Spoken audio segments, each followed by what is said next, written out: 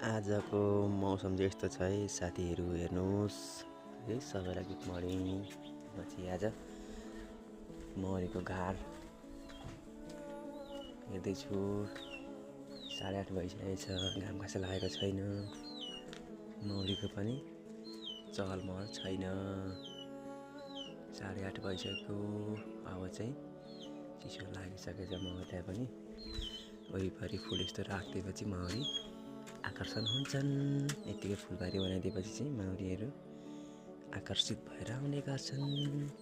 अनि त्यसमा है माउरी छनची छ, तर 8:30 भइसक्यो, मौरीको चहल पहल छैन। अलिअलि एउटा बाहिर निस्किन खोज्दै गरेको अवस्था छ। अनि यो चाहिँ मैले मौरीको डुँडलाई काटेको यस्तो छ मेरो धोत्रा।